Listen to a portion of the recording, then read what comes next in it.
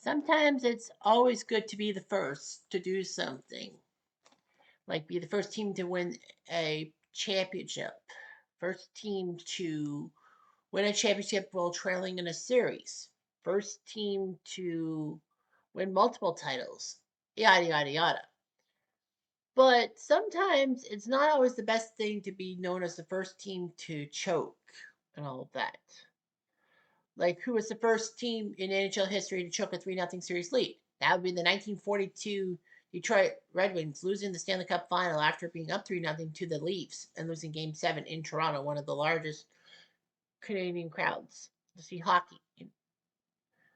What about baseball? The first team to choke a 3-0 series lead. That would be the 2004 New York Yankees, who crushed the Red Sox in Game 3 of the ALCS and looked like they were going to take care of business in the fourth until that game, until that ninth inning comeback. And then, poof, the Red Sox went on to win the World Series after taking care of the Yankees to take care of the Cardinals. What about football? The first team to blow a 20-plus point lead in the Super Bowl. That would be the Atlanta Falcons, blowing a 28-3 lead over the Patriots in 2017. At that time, the largest margin of victory by a team coming back from a Super Bowl comeback was 10 points. So, how about the first team to blow a 3-1 series lead in the NBA? No team has ever blown a 3-0 series lead in the NBA, thank goodness for that. But a lot of people would be thinking 3-1 comebacks. Are you talking about the finals? No, in any playoff series. And this is the first time it happened. A team had a 3-1 series lead in a series. It wasn't the final, it was a chance to make the finals, and they choked it. We are talking about the 1967-68 Philadelphia 76ers. We're playing basketball sims. We're playing basketball sims. He's playing What If NBA. Cutter's doing What If NBA. Yeah. Oh, all the teams around the world got to know that the Raptors are number one. But what about the Bulls, Wizards, and Pistons? They all have great stories about old teams like the Kansas City Kings and maybe even the Minneapolis Lakers. But we all know we're gonna do some basketball. He's doing basketball. He's doing basketball. What if Cutter's doing what if NBA? So what if NBA? So the Philadelphia 76ers, with their history, is that they were not originally in Philadelphia. Yes, there was a team called the Philadelphia Warriors, but obviously, I'll talk about that when I talk about the Golden State Warriors and their what if. But of course, the Philadelphia 76ers what if has to do with a chance to make the final and choke. As per usual, every franchise, baseball, basketball, football, hockey, their greatest what if cannot be a team that made the finals. It has to be a team that missed the finals. And what if they made the finals or moved on round by round? So the fact of the matter is that that's what happens. So, anyhow, the 76ers were the Syracuse Nationals for many years. And then in 1963, Syracuse couldn't afford their team and folded it. However, they sold it to a group of Philadelphia businessmen.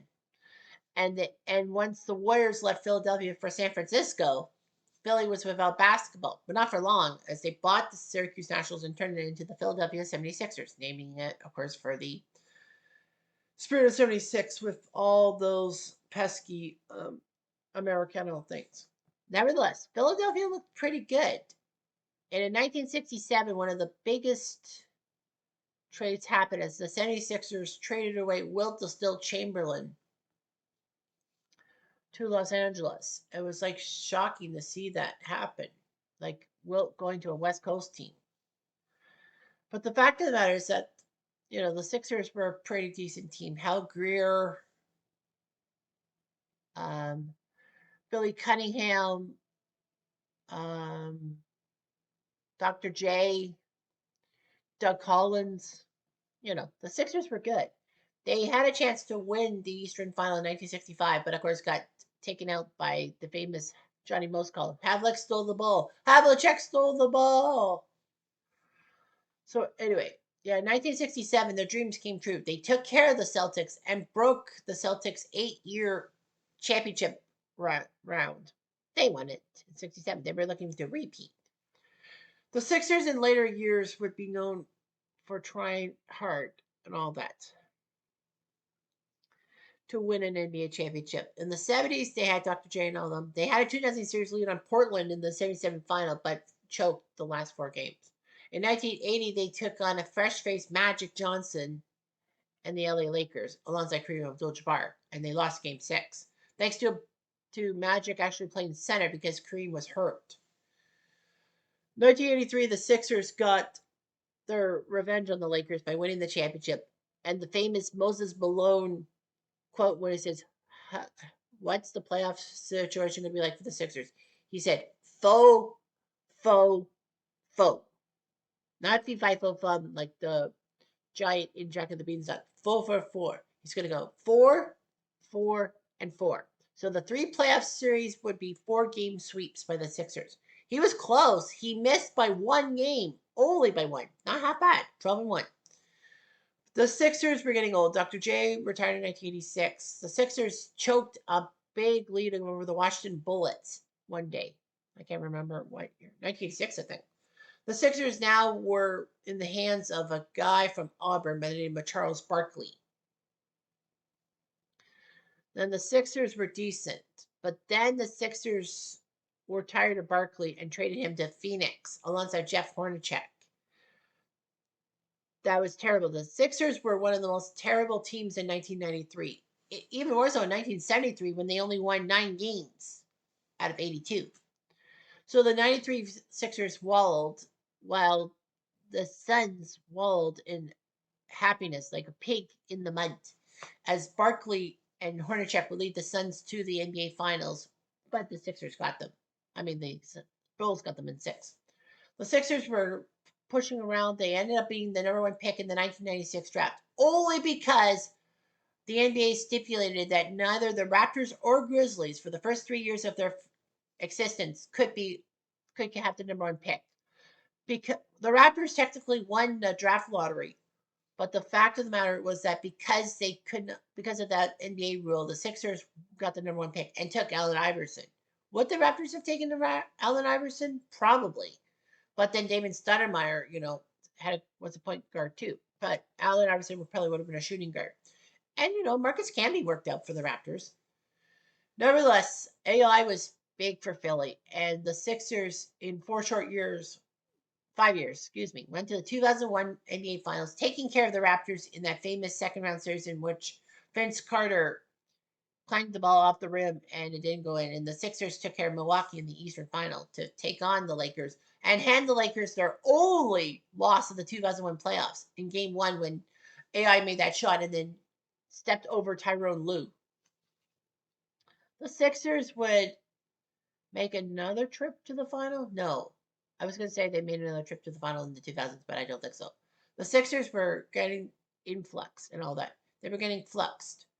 2019 looked good. Joel Embiid was healthy for once, and the Sixers looked pretty good. They took care of things. They went to the Raptors. They faced the Raptors in that famous second round series, which ended in Game 7 when Kawhi took the ball, hit the rim 1, 2, 3, 4 times, and the ball fell through. And Kevin Harlan excitedly went, "Game, series, Toronto has won."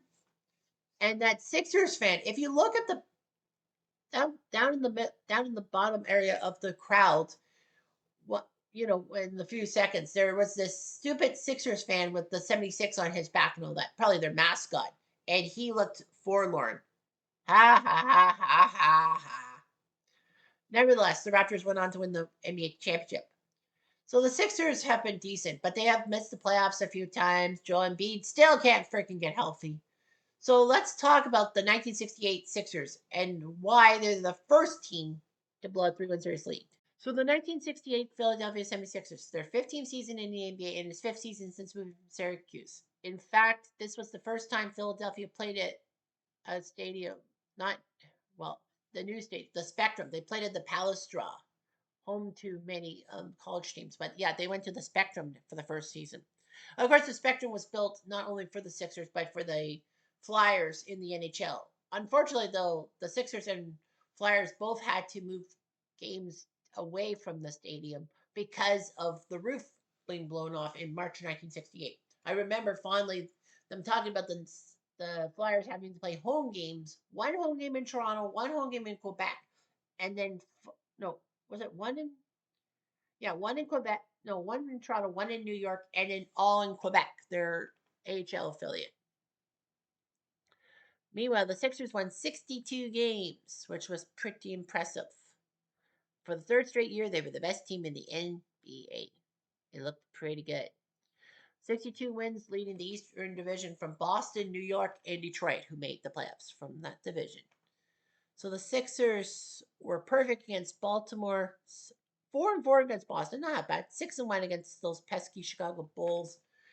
5-3 against the Cincinnati Royals, soon to be the Sacramento Kings by way of things. Baltimore Bullets would become the Washington Bullets, the Chicago Bulls. Was it the Bulls? Yeah, it was the Bulls. So the Detroit Pistons, the LA Lakers. Well, they were 7-1 against Detroit. 5-2 against Lakers, pretty good. 5-3 against the Knicks. 6-1 against the San Diego Rockets, who soon go to Houston. 4-3 against the San Francisco Warriors, who used to be in Philadelphia. 7-0 against the Seattle Supersonics, and 5-2 against the St. Louis Hawks, who would move to Atlanta the next year.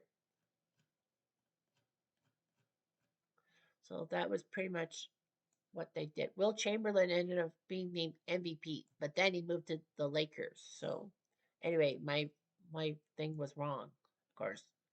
Hal Greer was still around. So yeah, they were huge. In the Eastern semis, they took on the New York Knicks and took them out in 6 games. The series win proved costly as Billy Cunningham, who was their sixth man, aka the best bench player, the guy coming off the bench, injured his non-shooting wrist and was out for the remainder of the playoffs. Then the Sixers took on the Celtics in the Eastern Finals to try to go to the finals. They had a 3-1 series lead. All they needed was one win. Of course, they had 2 home games because they were the best team around. It was damaging because games 5 and 7 were at the Spectrum and Cunningham was not available. They had to have Johnny Green around. Unfortunately, though, the Sixers became the first team to blow a 3-1 series lead. It's been done before. I kept thinking the 1979 NBA Finals when Seattle beat Washington. That was a 3-1 series lead, but it is not. So anyway, yeah. So Alex Hannum left the Sixers to join the ABA, and Will Chamberlain was traded to Los Angeles in that disastrous trade that saw Archie Clark, Daryl Imhoff, and Jerry Chambers come to Philadelphia. Philly subsequently would only win one home playoff game in the next 3 years, going 1-7 in the next 3 years. In fact, it would be 9 seasons, 1977, before they won a single postseason series, which was damaging. But the good news was that it was the trip to the finals.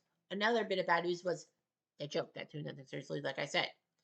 So anyway, what would happen if the 1968 Sixers actually did get to the finals? Let's see. All right, so this is how it would happen. The LA Lakers would have been the opponent. We don't change anything in the other conference. So the LA Lakers will take on the Philadelphia 76ers, the 62 win Sixers. I kept thinking Will Chamberlain was traded before the 67-68 season, but no, because not. So you have Wally Jones, Hal Greer, Chet Walker, Luke Jackson, and Will Chamberlain as starters for the Sixers. The Lakers have Jerry West, Archie Clark, Elgin Baylor, Jim Barnes, and Daryl Imhoff. Ironically, the guy who was traded to the Sixers in the Will Chamberlain deal. Anyway, game 1. Remember, this is best of 7. Game 1 would go to the Lakers, 139-134. Elgin Baylor, 33 points, 14 rebounds. West put up 25. Archie Clark put up 21 points. He played the most minutes, 41 for the team. Imhoff had 12. Barnes had 8. He had 5 fouls. Gil Goodrich, Mel Counts, Erwin Mueller, Dennis Hamilton, Tom Hawkins, and Johnny Wetzel are your bench. The Sixers, 33 points from Hal Greer, 28 from Will Distilt. We're not enough. Larry Costello on the bench, Billy Cunningham. Now, we played when Billy Cunningham was healthy. We can't, cut Billy Cunningham out. Johnny Green, Matt Gukas, Bill McElrooney, and Jim Reed. Matt Gukas would do a lot of color commentary work.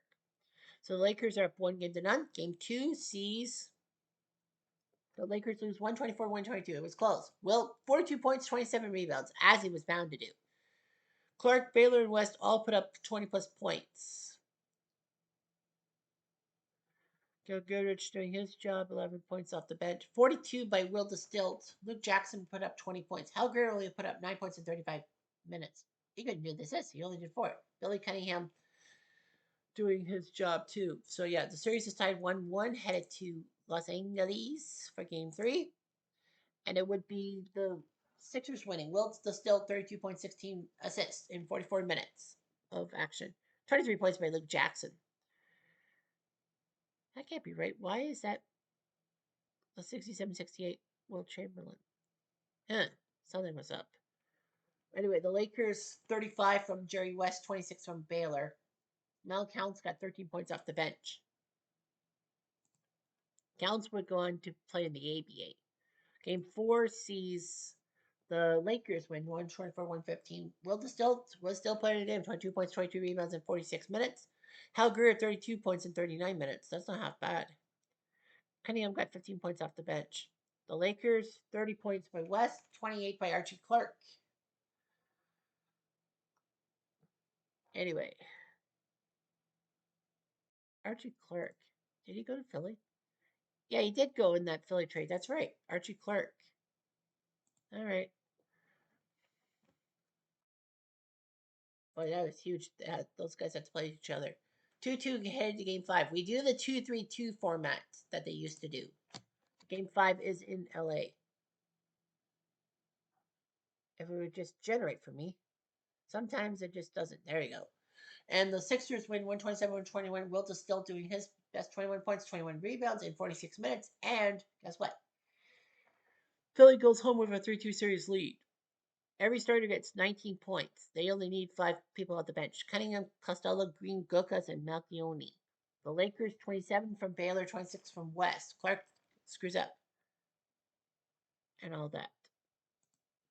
So back to Philly for game 6 and 7. Hopefully just game 6. And that's it. Wilt is still 27 points, 22 rebounds, 10 assists. So he has a triple-double and 6 blocks. And those 76ers win in 6. They take out the Lakers, they would have won the NBA championship. 31 points from Jerry West, 30 from Elgin Baylor, doing pretty well. 12 from Gail Goodrich off the bench. The Sixers, 2 guys with 27, Chamberlain and Greer with 27. Billy Cunningham, 23 points in 24 minutes off the bench. So yeah, Billy Cunningham would have been eligible to come back for the NBA Finals, and it would have worked. The Sixers would have definitely taken out the Lakers and added to the Lakers' misery of winning NBA championships. Anyhow, I'm Jeff Diamond. Adieu.